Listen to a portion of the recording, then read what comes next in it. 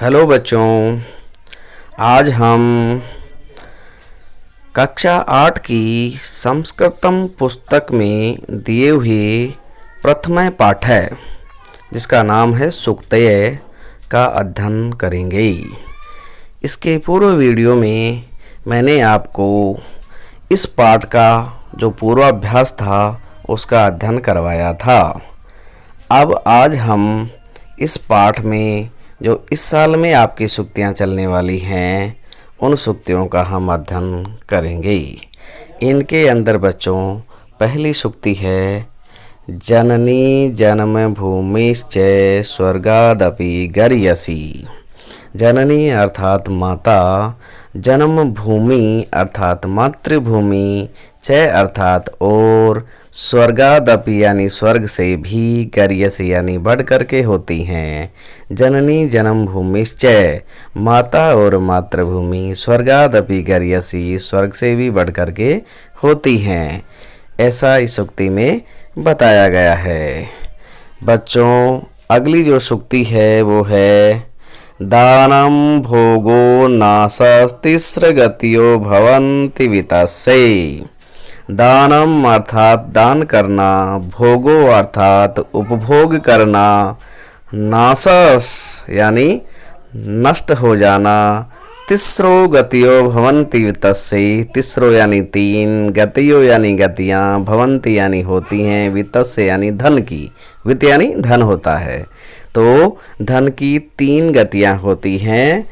एक तो दान करना, धन को हमें या तो दान कर देना चाहिए, यदि हम दान नहीं कर सकते हैं तो हमें उसे उपभोग कर लेना चाहिए, हमारे काम में ले लेना चाहिए। यदि हम दान और भोग नहीं करेंगे तो उसकी तीसरी गति अर्थात वह नष्ट हो जाएगा, वह उसका नाश हो जाएगा। इसलिए बच्चों हमें धन की तीन जो गतियां होती हैं उनका ध्यान रखना चाहिए। धन की तीन गतियां होती हैं और वो होती हैं दान, भोग और नाश। दान उसकी पहली गति होती है, भोग उसकी दूसरी गति होती है और नाश उसकी तीसरी गति होती है। तो हमें या तो दान करना चाहिए या उसका उपभोग ले लेना चाहिए, नहीं तो वो नष्ट हो जाएगा। इस बात का हमें बच्चों ध्यान रखना चाहिए। अगली सूक्ति है संशयात्मा विनश्यति। संशयात्मा यानी संशय है यानी संदेह है। संशय और संदेह आत्म विनश्यति स्वयं का विनाश कर देती हैं, यानी व्यक्ति को संदेहास्पद नहीं रहना चाहिए, अन्यथा उसके द्वारा किए गए जो कार्य हैं वो कभी भी सफल नहीं होते हैं। इसलिए हमें संशय में कभी भी नहीं रहना चाहिए, वह हमारा ही विनाश करता है। अगली सूक्ति है बच्चों गुणः पूजा स्थानम गुणीषु न च लिंगम न च वयः। गुणः अर्थात गुण, पूजा स्थानम पूजा के स्थान होते हैं, गुणीषु यानी गुणवान लोगों में, यानी गुणवान लोगों में गुण ही पूजा का स्थान होता है, पूजा का कारण होता है। न च लिंगे, न तो लिंग अर्थात वो स्त्री है या पुरुष है, और न वय न ही उसकी उम्र देखी जाती है। अर्थात गुणवान लोगों में पूजा के लिए ना तो उनकी उम्र देखी जाती है और ना ये देखा जाता है कि वो स्त्री है या पुरुष है। केवल गुणवान लोगों में गुण ही पूजा का कारण होते हैं और गुणों के कारण से ही गुणवान लोगों की हम पूजा करते हैं। इसका हमें ध्यान रखना चाहिए। अगली सूक्ति है बच्चों यथैवात्मा तथा पुत्रः पुत्रेण दुहिता समा। यथैवात्मा, यथा एव आत्मा, यथा यानी जिस प्रकार से, एव यानी ही, आत्मा यानी स्वयं अपन खुद, जिस प्रकार से हम स्वयं होते हैं, तथा पुत्र वैसा ही हमारा पुत्र होता है। सीधी सी बात है कि जैसा व्यक्ति होता है वैसा ही उसका पुत्र होता है। पुत्रेण दुहिता समा, पुत्रेण और पुत्र, दुहिता यानी पुत्री के, समा यानी समान होता है, पुत्र पुत्री के समान होता है। इसलिए हमें जैसा पुत्र होता है वैसी पुत्री होती है, हमें पुत्र और पुत्री में भेदभाव नहीं करना चाहिए। ठीक है बच्चों। अगली सूक्ति है आचारहीनम न पुनन्ति वेदाः। आचारहीनम, आचार यानी होता है आचरण, चरित्र, और आचारहीनम यानी आचरणहीन, चरित्रहीन। आचरणहीन और चरित्रहीन को न यानी नहीं, पुनंत यानी पवित्र कर सकते हैं, वेदा यानी वेद भी। यानी आचरणहीन मनुष्य को वेद जैसे पवित्र ग्रंथ भी पवित्र नहीं कर सकते। इसलिए हमें हमारे आचरण की रक्षा हमेशा करनी चाहिए, चरित्र की रक्षा हमेशा करनी चाहिए। अगली सूक्ति है बच्चों, सरस्वतीं श्रुति महति मह्यताम। सरस्वती, सरस्वती यानी वाणी की देवी सरस्वती।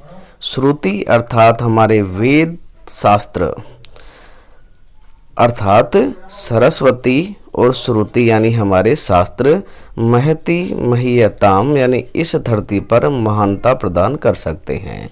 वाणी की देवी सरस्वती की मेहरबानी से या कृपा से, अर्थात वेदों के द्वारा ही व्यक्ति इस धरती पर महानता को प्राप्त कर सकता है।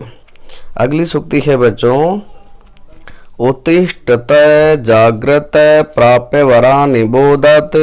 उत्तिष्ठत यानी उठो, जागृत यानी जागो, प्राप्य वरा निबोधत, जब तक लक्ष्य की प्राप्ति न हो तब तक आपको विश्राम नहीं करना है। उठो, जागो और लक्ष्य की प्राप्ति होने तक विश्राम नहीं करना है। आगे है बच्चों, वसे ही यस्य इंद्राणी तस्य प्रज्ञा प्रतिष्ठितः।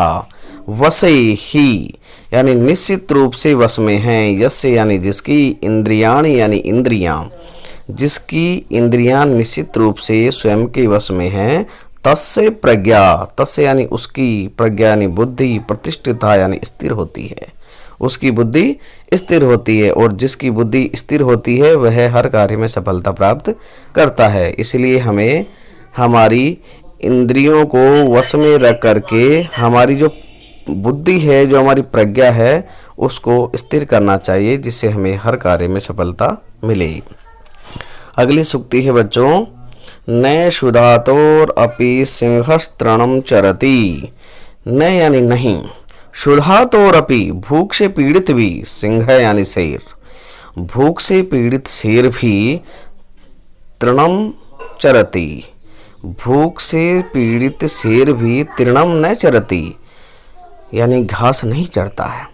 यदि शेर भूख से पीड़ित हो जाए तो भी वो घास नहीं चरता है, अर्थात सिंह जो होता है उसकी ऐसी प्रकृति होती है कि वो मांसाहार करता है, लेकिन जब वो भूख से ज़्यादा पीड़ित हो जाता है तो भी वो मांस का ही आहार करेगा, घास नहीं खाएगा।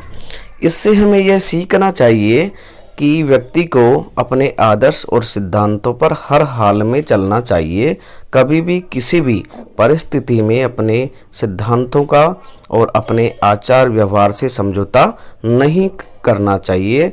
और जो श्रेष्ठ व्यक्ति होते हैं वो अपने आचरणों को किसी भी परिस्थिति में कभी भी नहीं त्यागते।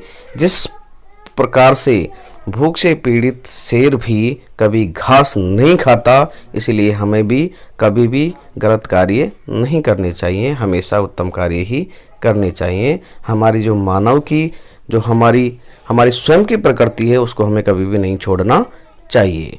ये बच्चों आपकी सूक्तियाँ थी इस क्लास में चलने वाली। अब हम बच्चों इस पाठ में जो अभ्यास कार्य दिया हुआ है उसको हम हल करेंगे। अभ्यास में पहला जो प्रश्न दिया हुआ है वो है बहुविकल्पात्मक प्रश्न, अर्थात एक जो प्रश्न है उसके उत्तर के लिए आपको बहुत से विकल्प दिए जा रहे हैं, उनमें से आपको छांट करके सही विकल्प का चयन करके कोष्टक में लिखना है। ठीक है बच्चों, पहला जो है प्रश्न वो है वित्तस्य गतिय भवन्ति। वित्तस्य अर्थात धन की गतिय यानी गतियाँ, भवन्ति यानी होती हैं। धन की गतियाँ होती हैं, कितनी होती हैं?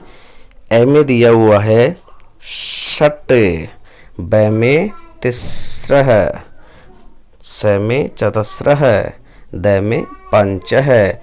तो हमने सूक्ति में पढ़ा है कि दानम भोगय नाशय तिस्र गतिय भवन्ति वित्तस्य, तो वित्त की तिस्र गतियाँ होती है, अर्थात ब जो ऑप्शन है इसका वो एकदम सही है। तो इस ब को हम इस कोष्टक में लिखेंगे तो हमारा प्रश्न सही हो जाएगा। तो ब कोष्टक में लिखना है। ठीक है बच्चों। तो वित्तस्य गतिये भवन्ति, तिस्र गतियाँ होती हैं वित्त की। ठीक है बच्चों। अगला जो है प्रश्न वो है पूजा स्थानम अस्ति, कि पूजा स्थान होता है। गुणवान लोगों में पूजा का स्थान क्या होता है, किसके कारण से गुणवान लोगों की पूजा की जाती है? वो होता है गुण। तो इसके हमें चार ऑप्शन हमें पहले से दिए हुए हैं। ए पे है वय यानी आयु, ब यानी लिंग, स जाति, द गुणः, अर्थात आयु के आधार पर,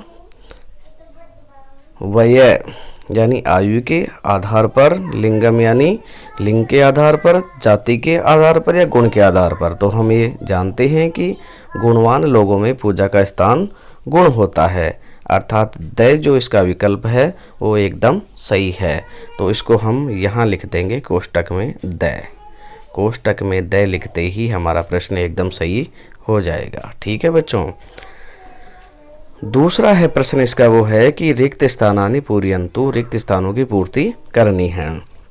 जननी गरियसी, इधर दिया हुआ है जननी, इधर गरियसी। तो इसको वाक्य को हमें पूरा करना है। जननी जन्म भूमिश्च, बीच में क्या आएगा? जन्म भूमिश्च। जननी जन्म भूमिश्च स्वर्गादपि गरियसी, ये इसके अंदर बीच में हम लिख देंगे। ठीक है बच्चों। अगला दिया हुआ है दानम भोगो, फिर वित्तस्य। तो जो हमारी सूक्ति है कि दानम भोगो नासस्तिस्र गतियो भवन्ति वित्तस्य, वो लाइन इसमें पूरी करनी है। अगला है विनश्यति, विनश्यति यानी संशात्मा विनश्यति।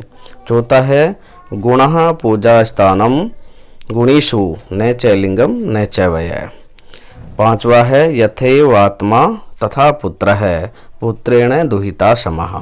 छठा है न पुनन्ति वेदः, तो आचारहीनम न पुनन्ति वेदः। सातवां है सरस्वती श्रुति महति महीयताम। आप इन रिक्त स्थानों को सूक्तियों के आधार पर पूरा करेंगे। प्रश्न नंबर 3 दिया हुआ है बच्चों, संस्कृतेन उत्तराणि लिखन्तु, कि संस्कृत में उत्तर लिखो। इनके उत्तर हमें संस्कृत भाषा में ही लिखना है। तो पहला प्रश्न है कै विनश्यति, तो उत्तर में हम लिखेंगे संशात्मा विनश्यति। ठीक है बच्चों। दूसरा दिया हुआ है पुत्रेण समा कहा भवति, पुत्रेण समा दुहिता भवति। ठीक है बच्चों। तीसरा है वित्तस्य गतिये कति सन्ति विवेच्य लिखन्तु, कि वित्त यानी धन की कितनी गतियां होती हैं विवेचना करके लिखो। तो इसका उत्तर हम इस प्रकार से लिखेंगे कि वित्तस्य तिस्र गतिये भवन्ति, वित्तस्य तिस्र गतिये भवन्ति दानम भोग नाशय। ऐसा इसका हम उत्तर लिखेंगे। इसके साथ ही बच्चों हमारा पहला अध्याय सूक्तय पूर्ण होता है। उम्मीद है कि आपको ये पाठ अच्छा लगा होगा और इसके लिए आप आगे के जो मेरे वीडियो आ रहे हैं उनको भी देखते रहें और कोरोना महामारी के दौर में आप इस ऑनलाइन अध्ययन का फ़ायदा उठाएं। जय हिंद।